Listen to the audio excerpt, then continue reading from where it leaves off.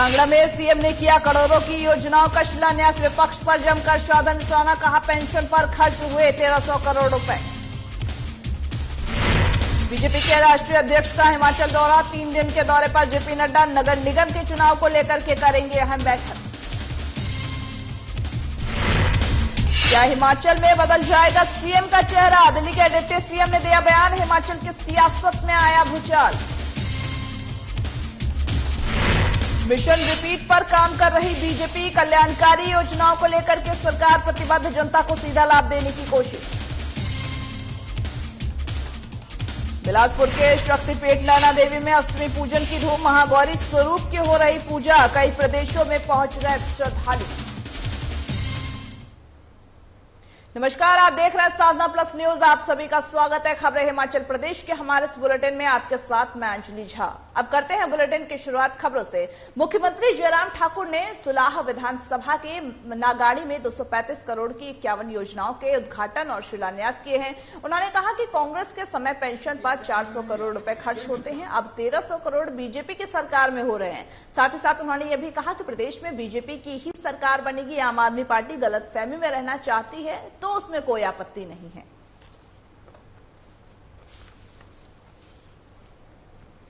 मैं समझता हूं कि वो बहुत जल्दबाजी में है। अभी जमीनी हकीकत उस तरह की नहीं है जिस तरह की बातें करने लगे हुए हैं। और दूसरी बात मैं ये कहना चाह रहा हूं, हिमाचल प्रदेश में भारतीय जनता पार्टी की सरकार है और भारतीय जनता पार्टी की ही सरकार बनेगी। वो गलतफहमी में रहना चाहते हैं, रहें, हमें कोई आपत्ति नहीं, लेकिन गलतफहमी बहुत जल्दी दूर हो जाएगी। सर 2024 में शानन प्रोजेक्ट की लीज जो उस समय के तत्कालीन राजा के साथ हुई करने इस मामले को टेकअप करेंगे।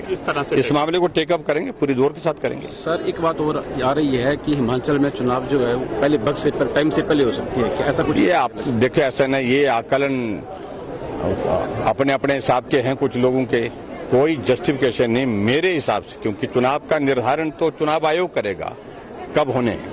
लेकिन उसके बावजूद ऐसी कोई वजह नहीं है, कोई ऐसा कोई कारण हो जिसकी वजह से हिमाचल प्रदेश में चुनाव पहले करने की बातें हों, तो ऐसी चीजों की संभावना मुझे दिखती नहीं है।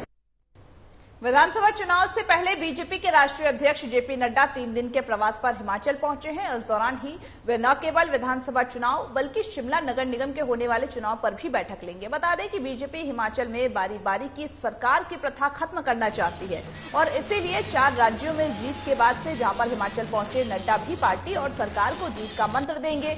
जेपी नड्डा शिमला से अपना प्रवास शुरू करेंगे और फिर सोलन जिला के डालहा हाट होते हुए बिलासपुर होते हुए लौट जाएंगे। राष्ट्रीय अध्यक्ष श्री जेपी नड्डा जी का प्रवास शुरू हो रहा है। आज यहाँ शिमला में वो पहले एक रोड शो करेंगे, उसके बाद एक रैली है जो पीठहाप भी की जाएगी, उसके बाद कार्यकर्ताओं के साथ मिलना शुरू होगा। उसमें विधायक दल बैठक है, पदाधिकारी बैठक है, कोर कमेटी बैठक है। आज सारा दिन यही चलेगा। कल सुबह क्योंकि शिमला के कारपोरेशन के चुनाव आ रहे हैं, उसके लिए शिमला कारपोरेशन के जितने भी हमारे हारे जीते एमसी हैं उनके साथ और संगठन के लोगों के साथ एक बात होगी। यहाँ पर प्रेस कॉन्फ्रेंस करने के बाद उनका बिलासपुर की तरफ जाना होगा। बिलासपुर के रास्ते में जगह जगह स्वागत होगा और एक बूथ की बैठक, जैसा कि देश भर में तय हुआ है, जब भी कोई बड़ा नेता प्रवास पे जाए तो वो एक बूथ पे बैठक ले, तो अर्की के एक बूथ पर नड्डा जी की बैठक होगी और फिर बिलासपुर में उनका एंट्री होगी। बीजेपी राष्ट्रीय अध्यक्ष जगत प्रकाश नड्डा का हिमाचल पहुंचने पर जोरदार स्वागत हुआ है। ओपन जीप में जनसैलाब ने बीजेपी के राष्ट्रीय अध्यक्ष का स्वागत किया है और उन पर फूल की वर्षा की है और उनका अभिनंदन किया है। बता दें कि 3 दिन के हिमाचल प्रवास पर राष्ट्रीय अध्यक्ष जेपी नड्डा यहां आए हैं और इस दौरान मुख्यमंत्री जयराम ठाकुर, राष्ट्रीय उपाध्यक्ष सौदान सिंह, केंद्रीय मंत्री अनुराग ठाकुर भी इस दौरान मौजूद रहे।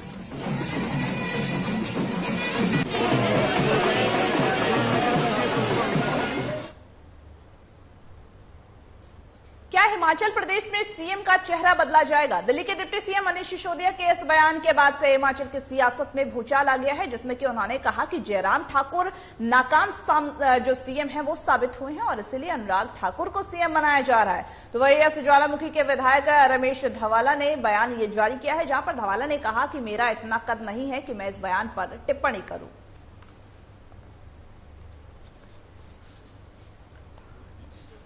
इधर का मॉडल जो है वो लोगों ने पहले भी देखा है, अब तो चलो वो स्वर्गवास हो चुके हैं। और मैं इतना ये नहीं कहना चाहूंगा कि उनका मॉडल जो है वो पहले भी देखा लोगों ने और अब भी देखा है। अब वीरभद्र तो बेचारे स्वर्गवास हो गए। उनसे पूछिए भी आपका नेता कौन है, सेंटर में कौन है और यहाँ कौन है, यहाँ कौन नेता है आपका। फिर वो जाकर के मॉडल जो है वो तो बाद की बात है, लेकिन अपनी ही इनकी खींचातानी जो है, अपनी वेकरिंग जो है वो हो रही है, एक दूसरे को पटकी देने में लगे हुए हैं। सोलन के कंडाहाट में शहरी विकास मंत्री सुरेश भारद्वाज ने करोड़ों रुपए की सौगात दी है, जहां लोगों ने उनका जोरदार स्वागत किया है। जहां उन्होंने 60 लाख रुपए की लागत से निर्मित नगर पंचायत कंडाघाट के कार्यालय का लोकार्पण किया है। साथ ही साथ सुरेश भारद्वाज ने नगर पंचायत कंडाहाट क्षेत्र में 1.25 करोड़ रुपए की लागत से निर्मित होने वाली कार पार्किंग के प्रथम चरण की आधारशिला भी रखी है। 2021 में ही वजूद में आई है, जब लगभग 1 साल होने वाला है। और इस 1 साल के कार्यकाल में नगर पंचायत ने जो है वो बहुत बढ़िया काम करके दिया है। जो नगर में पार्क की आवश्यकता थी, कहीं जो है वो पार्किंग्स की आवश्यकता थी, कहीं रास्ते जो है वो पक्के होने थे या रास्ता बनना था, इन सब कामों को जो है अपने हाथ में लेकर के इन्होंने 1 साल के अंदर जो है वो पूरा किया है। बहुत छोटी हिमाचल प्रदेश के डीजीपी संजय कुंडू आज एसपी ऑफिस बद्दी पहुंचे थे, जहां पर उन्होंने विजिटर रिसेप्शन एरिया और बद्दी में पुलिस का इनॉग्रेशन किया है, जहां पर जिसके बाद हिमाचल कांस्टेबल की भर्ती की प्रक्रिया को लेकर के सभी एसपी, कमांडेंट और डीआईजी के साथ वीडियो कॉन्फ्रेंसिंग भी की जाएगी।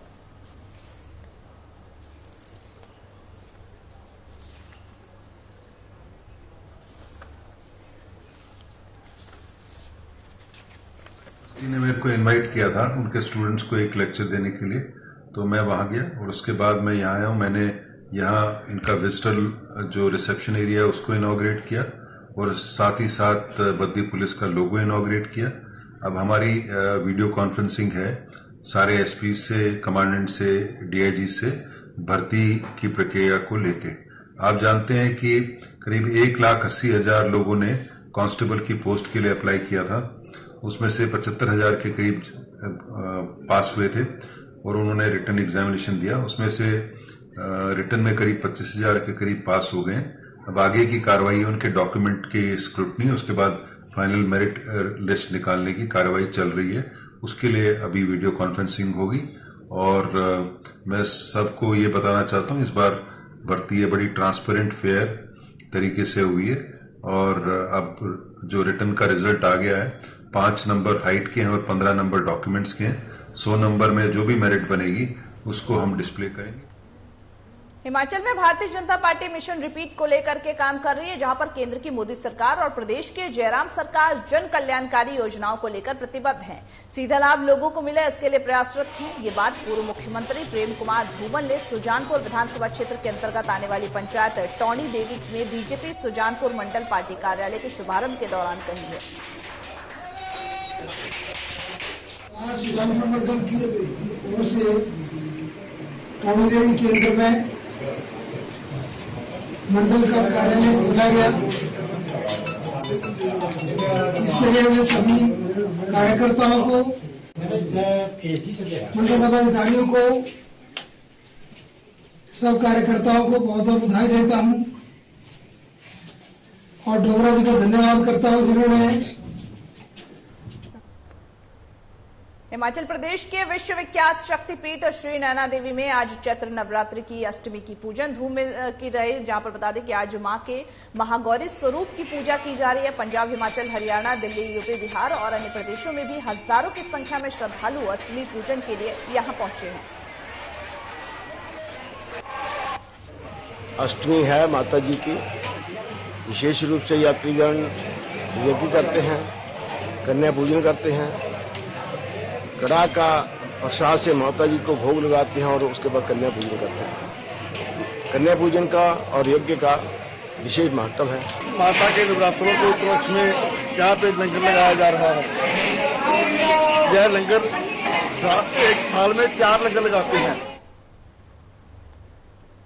शिमला फर्जी डिग्री मामले में फंसे जिला सोलन के मानव भारती विश्वविद्यालय के छात्रों के भविष्य पर खतरा मंडरा रहा है, जहां पर 2 सालों से छात्र डिग्री का इंतजार कर रहे हैं, लेकिन उन्हें डिग्री नहीं दी जा रही है। वहीं विश्वविद्यालय के छात्र हिमाचल प्रदेश निजी शिक्षण संस्थान विनियामक आयोग शिमला पहुंचे हैं। 2 साल से कोई भी डिग्री नहीं मिली थी और हमें डेट पर डेट कोर्ट से मिली जा रही थी। पर अब हमारा यहाँ पे परसों HPPRC हम आए थे। यहाँ पर हमें चेयरमैन सर ने आज मीटिंग रखी थी। वहाँ पर उन्होंने हमें बहुत अच्छे से हैंडल किया है और हमें ये विश्वास दिलाया गया है कि आपका काम बहुत जल्दी से जल्दी हो जाए। बच्चे जो पढ़ रहे हैं अभी मानव भारती में और जो पास आउट हो चुके हैं SIT बैठने से पहले, तो उनकी प्रॉब्लम आ रही है। एक तो उनकी मार्कशीट नहीं मिल रही है और दूसरा उनको प्रोविजनल डिग्रीज की प्रॉब्लम आ रही है और वेरिफिकेशन की प्रॉब्लम तो पहले से। हम 2 दिन पहले यहाँ पर आए थे क्योंकि हमारी यूनिवर्सिटी का केस चला है कुछ स्कैम से रिलेटेड कि फेक डिग्रीज बांटी गई थी। तो उस बीच जो जेन्युइन बच्चे हैं उन सबका डाटा जितना भी है वो SIT के पास है और SIT ने अभी तक डाटा रिलीज नहीं किया क्योंकि कोर्ट का डिसीजन कोई नहीं आया। और ऑटो रिक्शा यूनियन और टैक्सी यूनियन मंडी द्वारा अंब में जहां पर हुए प्राची गुड़िया प्रकरण में कातिलों को फांसी की मांग को लेकर के सेरी मंच पर धरना प्रदर्शन किया जा रहा है। इस दौरान ऑटो रिक्शा यूनियन के जिला उपाध्यक्ष कमलेश शर्मा ने कहा कि ऑटो यूनियन प्रदेश सरकार और उच्च न्यायालय से मांग करती है कि प्राची गुड़िया के कातिलों को फांसी की सजा दी जाए। पीछे से आतंकवादी है, इनको पनाह हम लोग दे रहे हैं और हमारी पीठ में खंजर बजा रहे हैं। हिंदू समाज से आग्रह करता हूँ कि इनको बाहर निकाला जाए। जब भी ये आते हैं कोई ना कोई कांड यहाँ होता है। पूरे हिमाचल में देख लो, पहले यहाँ तेजाब कांड हुआ, उसके बाद भी कई कांड हैं, लेकिन हमारा हिंदू समाज जाग नहीं रहा। इसके लिए हमने रोष रैली निकाली हुई है। बाकी जो प्राची का जो भी हत्यारा है तो हमें उसके लिए हम फांसी की सजा सरकार से करते हैं गुजारिश, इसको फांसी। खबर हिमाचल प्रदेश के हमारे इस बुलेटिन में बस इतना ही। मुझे दीजिए इजाजत। तमाम बाकी खबरों के अपडेट्स के लिए देखते रहिए साधना प्लस न्यूज।